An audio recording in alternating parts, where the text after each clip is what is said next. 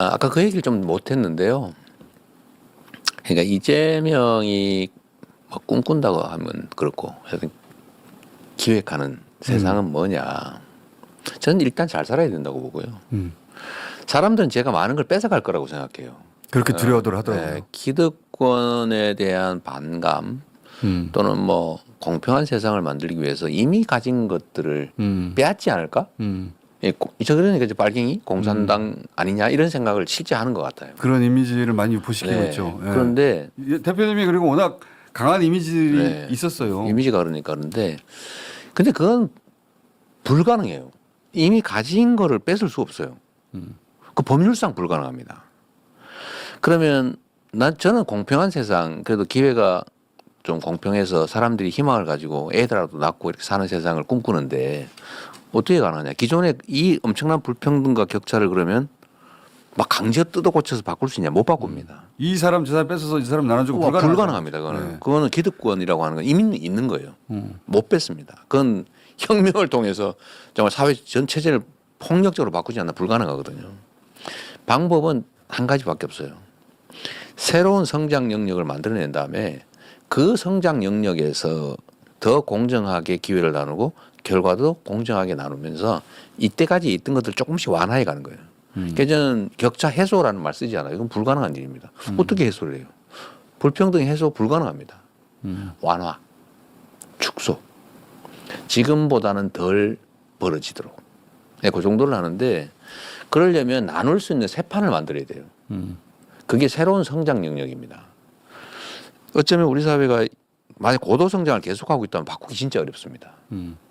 근데 지금 저성장 체제로 완전히 떨어져 1% 아니면 0% 맞아요. 어쩌면 마이너스로 갈 거란 말이에요. 예. 지금 계속 내려막길인데 이걸 어떻게든 돌려 세워가지고 추가의 새로운 성장 영역을 만들어내면 그 안에서는 정책적 재량의 여지가 생기죠. 공정하게. 예를 들면 저희가 새로운 그러면 짧게 정리하면 그 바로 이어서 해주세요.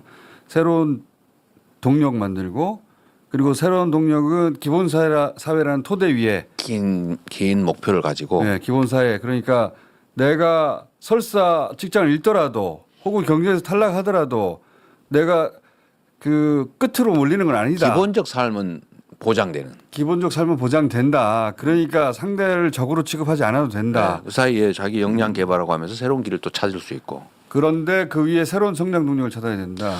그래서 그 기회를 공평하게 나누는 건데 그래서 예를 이런 걸 드는 거죠. 재생에너지 산업이 지금 우리 엉망이잖아요. 예. 연간 300조 가까이 에너지를 수입하는데 이젠 그 수입해서 쓸 수 없는 시대가 옵니다. 그럼 결국 태양, 바람 이런 것들을 활용해서 재생에너지를 키워야 되는데 그거를 우리 국민들한테 공평한 기회를 주는 거예요. 엄청난 투자를 해야 되는데 투자 기회를 국민들한테 나누는 거죠. 지금은 어떻게 하냐면 재정으로 하거나 개인 펀드에 자본에 하거나 국민 펀드 같은 걸 만들어서 재생에너지에 투자할 기회를 주는 거예요. 그래서 햇볕 연금이라는 이름으로 연간 소득을 받을 수 있죠. 이런 것들 최대한 발굴해낸다. 그렇다고 기업한테 기회를 뺏는 건 아니에요. 일정 부분만 그렇게 할 거니까. 예를 들면 이런 식으로 새로운 성장의 영역을 만들어내고 그 속에서 기회도 공정하게 결과 배분도 최대한 공정하게 하면 조금씩 완화해 나갈 수 있죠. 그 여기를 최대한 키우는 거예요. 그래서 새로운 성장 영역을 반드시 발굴해야 됩니다. 그걸 안 하면 사회 전체로 희망이 없고 세상이 개선될 가능성이 없어요. 이 불평등과 격차를 어떻게 극복합니까? 불가능해요. 그래서 우리는 지금 격차가 더 커지고 있어요, 점점. 그러니까요. 근데 기존의 시스템에 의하면 그런데 그게 역설적으로 0%, 1%막 떨어지고 있기 때문에 바꾸어낼 수 있으면 그 바꾸는 영역은 새로운 시스템을 적용할 수 있죠. 민간이 스스로 만든 게 아니니까 이거를 해야 되는데 결국은 기본적 삶이 보장되는 새로운 사회는 피할 수 없고 왜냐하면 과학기술 발전 때문에 일자리가 없어요. 지금 챗GPT 하면 뭐 하면 돼 물어볼 필요가 없잖아요. 그런 사회가 되면 결국 생산력은 높은데 일자리는 줄어들고 그리고 충분히 기본적 삶을 공동체가 감당할 능력이 된다. 그럼 거기다가 희망을 만들어야 되는데 성장을 해야 가능성이 생긴다. 그래서 이거는 목표가 아니고요. 사람들은 성장을 무슨 목표로 하는데 이거는 수단이에요. 우리의 목표가 기본사회죠. 그래서 목표와 수단을 혼동하는 거예요.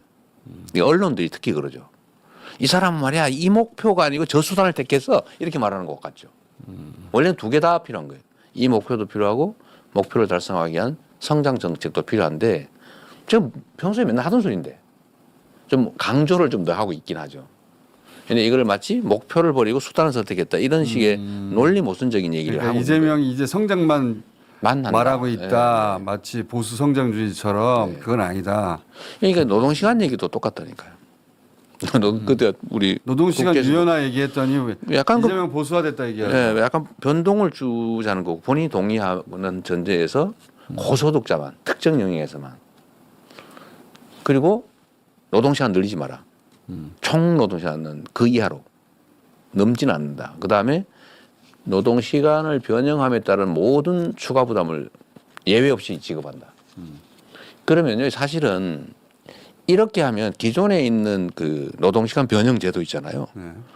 그 4개인가 제도가 있습니다. 그거를 쓰지 이걸 쓸 이유가 없어요. 그거는 노동시간에 대한 추가 수당을 주지 않고 쓸 수 있거든요. 그래서 사실 문제 있어요. 왜 노동시간을 변형하면서 수당을 안 줍니까? 사실 그 문제 있는데 이미 있어요. 이미 있어요. 그래서 저는 이 제도를 새로 도입하면 변형에 따른 추가 수당 다 줘라. 그럼 아마 이 제도를 선택할 가치가 별로 없을 겁니다.